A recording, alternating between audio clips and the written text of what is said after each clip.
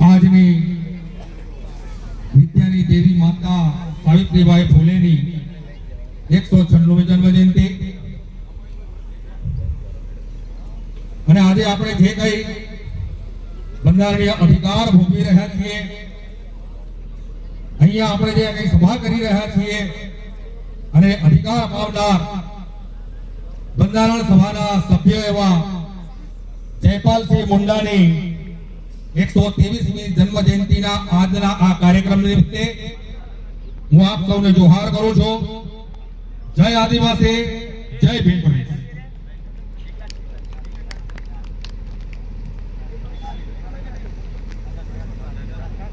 આગળ વક્તાઓએ વાત કરી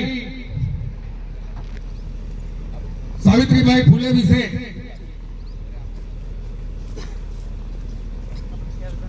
એકસો ને 96 એટલે કે 180 વર્ષ પહેલા, આજથી 50 વર્ષ પહેલા આપણે મહિલાઓ શાળામાં જતી હોય એવી કલ્પના નહોતા કરી શકતા. એ સમયે આ દેશની પહેલી મહિલા શિક્ષિકા આ સાવિત્રીબેન ફૂલે બન્યા અને એ પણ દલિત સમાજમાંથી. તો એ સમયે કેટલી મોટી વાત હતી એની તમે કલ્પના કરો. સ્ત્રી શિક્ષણ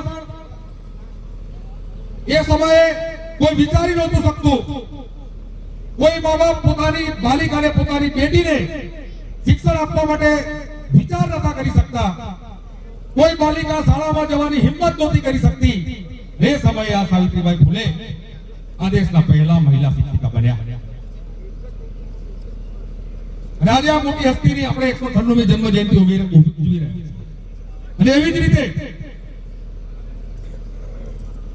આજે જે કોઈ આપણે બંધારણીય અધિકાર ભોગવી રહ્યા છીએ, વાણી સ્વતંત્રતા હોય, જળ જંગલ જમીન ના હોય, આદિવાસી આ દેશનો માલિક તરીકે જે આપણે પોતાની જાતને કહી રહ્યા છે, એ અધિકાર જે આપણી પાસે છે, એ અધિકાર જેને બંધારણ સભામાં અપાવ્યા અને ખાસ તો આ દેશને જેને લોકશાહી અપાવી એવા જયપાલસિંહ મુંડાની પણ આજે આપણે જન્મ જયંતિ મનાવી.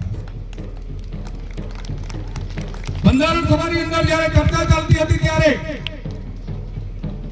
લોકશાહી વિશેની વાત કરવામાં આવી. લોકશાહી કોને કહેવાય એના વિશેની ચર્ચા ચાલી, લોકતંત્રની ચર્ચા ચાલી. એ વખતે જયપાલસિંહ મુંડાએ ઉભા થઈને કીધું હતું કે અમને લોકતંત્ર શીખવવાની જરૂર નથી, આ દુનિયાને લોકતંત્ર અમે આદિવાસીઓએ આપ્યા છે. આવી મહાન હસ્તી, આવી બે મહાન હસ્તી આજના દિવસે પેદા થઈ એ આપણા દેશ માટે અને આપણા સૌના માટે ગર્વની વાત છે. હવે સવાલ એ છે કે સાવિત્રીબાઈ ફૂલે 200 વર્ષ પહેલા જ્યારે શિક્ષણ ચાલુ કર્યું, મહિલાઓને ભણાવવાની ચાલુ કરી, દલિત મહિલાઓને, આદિવાસી મહિલાઓને, અન્ય સમાજની મહિલાઓને જ્યારે શિક્ષિકા તરીકે ભણાવવાની ચાલુ કરી, તો આજે પણ આપણા વિસ્તારની અંદર શિક્ષણનો રેશિયો ઓછો કેમ છે? આદિવાસી વિસ્તારની અંદર સ્ત્રીઓનું શિક્ષણ ઓછું કેમ છે? સ્ત્રીઓ કુપોષિત કેમ છે? અને બીજો સવાલ આપણા માટે એ ઉભો થવો જોઈએ કે બંધારણની અંદર જ્યારે જયપાલસિંહ મુંડાએ આપણને અધિકાર આપ્યા, તો આજે પણ 77 વર્ષ પછી પણ આપણે અધિકારો માટે કેમ લડવું પડે છે? એનું કારણ અહીંયા જ્યારે સૌથી પહેલા વક્તા આવ્યા હતા ભોદર સાહેબ, એ ભોદર સાહેબ આપણને કીધું કે આપણે એક નથી થઈ શક્યા. અને આપણે એક કેમ નથી? એક ના હોવાનું કારણ જેમ ભોદર સાહેબે કીધું એમ આપણે અલગ અલગ રાજકીય પક્ષો અને અલગ ધર્મો, અલગ સંપ્રદાયો ભેગાઈ ગયા છે. અને આ બધું થયું ક્યારે? આ બધું થયું 1950 પછી. 1950 પહેલા આપણી આ સ્થિતિ નહોતી. સમીરભાઈ જેની વાત કરી રહ્યા હતા, સમીરભાઈ જે વિશે લડવાની વાત કરે, છેલ્લા 10 વર્ષથી હું સમીરભાઈને દેખું છું, સમીરભાઈની ટીમને દેખું છું કે જે આદિવાસી પોતે સ્વશાસિત છે, જે પોતે સ્વશાસિત છે કયા આધારે છે? તો ગ્રામ સભાના આધારે છે. અને એ ગ્રામ સભાઓ બનાવવા માટે સમીરભાઈ આખા ગુજરાતની અંદર ફરી રહ્યા છે. આપણે કહીએ છીએ કે આપણે દેશના માલિક છીએ, આ જળ જંગલ અને જમીનના માલિક છીએ. એક રીતે વાત સાચી, પણ હકીકત એ છે કે જળ જંગલ અને જમીનનો માલિક, કે આ દેશનો માલિક રાજુ બોરવાઈ, સમીર ડામોર કે રાજુભાઈ પાલકી કે મહેશભાઈ વસાવા એકલા નથી. બંધારણ એના અધિકાર એ આદિવાસીની ગ્રામ સભાને આપે છે. ગ્રામ સભા એના માલિક. અને ગ્રામ સભા એટલે કઈ ગ્રામ સભા?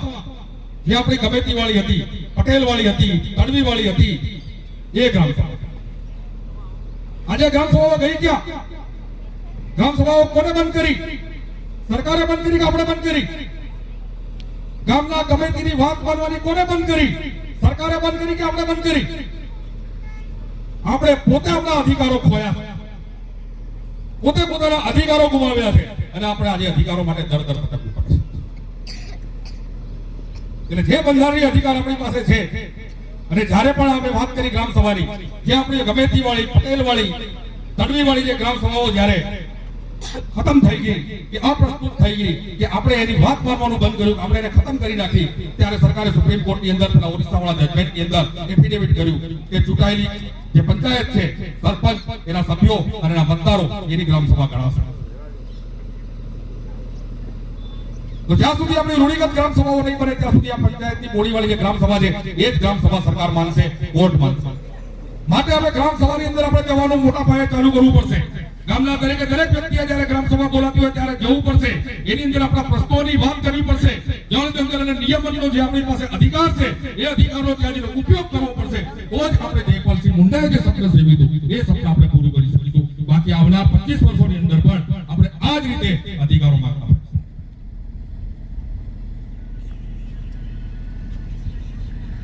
વાત રહી એકતાની, તો એકતા ધીરે ધીરે આદિવાસીમાં થઈ છે. શરૂઆત તો થઈ ગઈ છે 10 વર્ષથી. 10 વર્ષથી આદિવાસી એક થઈ રહ્યો છે, એક થઈને પોતાના અધિકારો માટે લડતો થયો છે. હજી જે કઈ કમી છે એ કમી આપણે પૂરી કરવાની છે. અને જો એક ના થયો મહેશભાઈ, રાજુ વલભાઈ કે જયેશ અહીંયા બેઠા ના હોત. એટલે શરૂઆત તો થઈ છે, અને શરૂઆતને પૂરી કરવાની જવાબદારી, એને પૂર્ણતાના આરે મંજિલ સુધી, પરિણામ સુધી લઈ જવાની જવાબદારી આપણી છે. મારે બીજે પણ કાર્યક્રમ છે, એટલે મારે બપોર પછી આ કાર્યક્રમમાં જવું છે, એટલે જ મેં સમીરભાઈને કહી અને એને સમય માંગી લીધો. આપ સૌએ મને અહીંયા બોલાવ્યો, એ બદલ આપ સૌનો ખૂબ ખૂબ આભાર. અને સમસ્ત આદિવાસી પરિવાર, બહુજન સમાજ અને બિરસા બ્રિગેડ અરવલ્લી રેન્જ ફોર્સના હું તહે દિલથી ધન્યવાદ આપું છું આ કાર્યક્રમ માટે, અમને આવેલા આમંત્રણ માટે અને અમારા સન્માન માટે. સૌને મારા જોહાર. જય આદિવાસી, જય ભીમ.